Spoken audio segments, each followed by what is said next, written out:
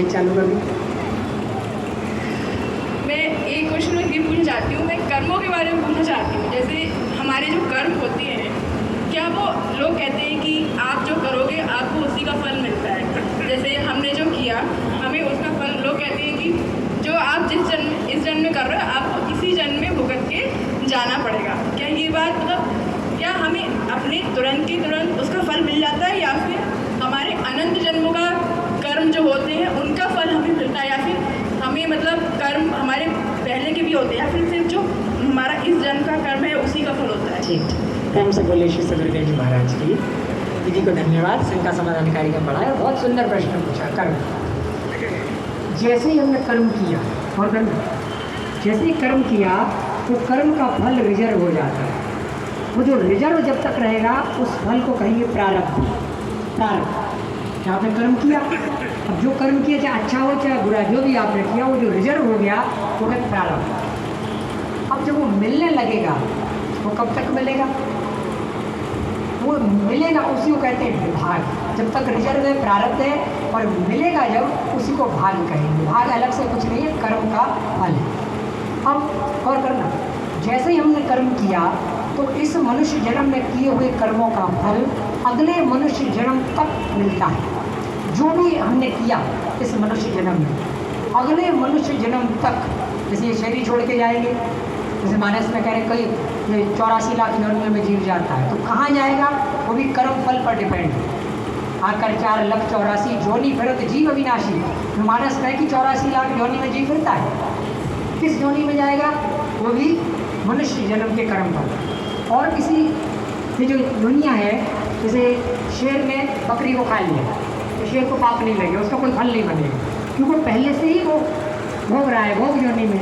ये मनुष्य जीवन में जो कुछ किया जाता है वो कर्म फल, उसका कर्म फल बनता है और वो अगले मनुष्य जन्म तक चलता है। अगले मनुष्य जन्म में आपको कैसा परिवार मिलेगा, कैसा शरीर मिलेगा, आपको विद्या बुद्धि बल धन माता पिता स्त्री पति पुत्र बेटा बेटी जो कुछ भी मिलेगा वो इस मनुष्य जन्म के कर्म फल से मिलेगा। और फिर अब उस जन्म का चालू हो जाएगा, फिर वो अगले मनुष्य जन्म तक चलेगा।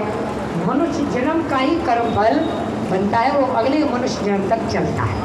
और बीच में जितना जो कुछ मिलेगा, जो भी आपको मिलेगा वो आपके इस पूरे मनुष्य जन्म के कर्म फल के अनुसार ही वो मिलेगा। प्रकृति एक था, हम सब कुछ अच्छा अच्छा कर रहे हैं, लोग कहते हैं ना हमने तो ऐसा कुछ करा ही नहीं, हम तो कुछ गलत करते ही नहीं है, किसी के साथ हमने अन्याय करा नहीं, लेकिन हमारे साथ ऐसा क्यों हो रहा है? तो वो चीज़ है कि हम किसी के साथ गलत नहीं कर रहे हैं, लेकिन हमारे साथ बुरा हो रहा है, हमारे साथ कुछ हो रहा है। तो वो चीज़ क्या है, मतलब इसका मतलब जो कर्म हम इस वक्त कर रहे हैं हमें उसी जन्म में नहीं मिल रहा है उसका। भीष्म पितामह शैया पर लेटे, जैसा कहते हैं भीष्म पितामह बाणों की शैया पर, अब बाण छिदे हुए, तो भीष्म पितामह ने भगवान कृष्ण से पूछा कि तो पूरा विवाह भी नहीं किए, ब्रह्मचारी इतने व्रती, तो उन्होंने पूछा कि मैंने क्या किया था कि मुझे इतना कष्ट मिल रहा है कि बाणों की सैया पर छेदा हुआ।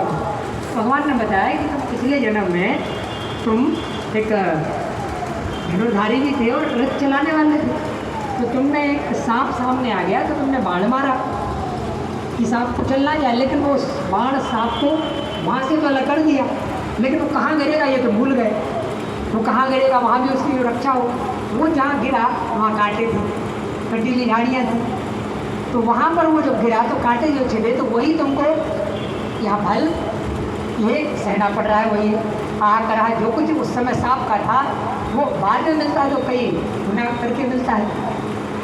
तो कहने का तात्पर्य है कि ये जो मानस में आया, अभी आपने एक सूत्र सुना, तो राम जी लक्ष्मण जी से कह रहे हैं, काहू ना को सुख दुख कर दाता, ना कोई किसी को सुख देने वाला है ना दुख देने वाला है, निज कृत कर्म भोग सब भराता। निज कृत कर्म यानी मानस की बात है, अपने किए हुए कर्मों का फल सब भोग रहे हैं। अब जो कर्म फल प्रारब्ध की रिजर्व है, अब वो कब मिलेगा वो परिस्थिति पर डिपेंड है कि आपका उस फल का आपको कब भोगना होगा। वो अगले मनुष्य जन्म तक कभी भी आप उसका फल भोग सकते हैं, इस जन्म में भी भोग सकते हैं, अगले जन्म तक भोग, अगले जन्म तक चलेगा। जैसे कहते कई नरक होते हैं, मनुष्य पुराण में आपने सुना होगा पढ़ा होगा, तो किस नर्क में कौन जीव जाएगा, वो भी उसी के अनुसार। जो कुछ भी उसको प्राप्त होगा, चाहे दुख हो चाहे सुख, उसके कर्मफल। ये भागवत की बात है। युधिष्ठिर जी ने भीष्म पितामह से पूछा, लेते थे कृष्ण से जब उनकी हो गई चर्चा, युधिष्ठिर एक बार आए, उन्होंने पूछा कि कर्म का रहस्य मैं जानना चाहता हूँ। कई लोग कहते हैं, युधिष्ठिर का प्रश्न था कि कर्म पर डिपेंड हो, और कई लोग कहते हैं भाग्य। तो ये कर्म क्या है, भाग्य क्या है, युधिष्ठिर का प्रश्न। भीष्म पितामह बोले कि भाग्य कुछ नहीं होता है, जो कुछ होता है कर्तव्य होता है। अहंकार लेकर के करोगे तो कर्म हो गए, लेकिन कर्तव्य समझ के जो करोगे वो वही कर्तव्य भाग्य बनाता है। इसीलिए हे युधिष्ठिर, कभी भी भाग्य के भरोसे मत बैठना। तुम्हारा जो कर्तव्य है वो श्रेष्ठ होगा तो भाग्य अपने आप श्रेष्ठ होगा। तुम सिर्फ अपने कर्तव्य को श्रेष्ठ रखना।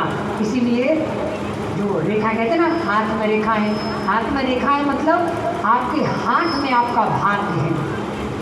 ये रेखा है मतलब कई लोग पढ़ते हैं कि ये भाग्य बता देंगे, उससे सिस्टम नहीं है। वो भाग्य ना सुनना चाहिए कि क्या होगा, वो सब धन इकट्ठा करने का और धन कमाने का वो साधन है। हाथ में रेखा है मतलब आपके हाथ में आपका भाग्य, आप जैसा कर्तव्य करोगे वैसा आपका भाग्य बनेगा। ये इसका इशारा है कि हाथ में आपके भाग्य। धन्यवाद।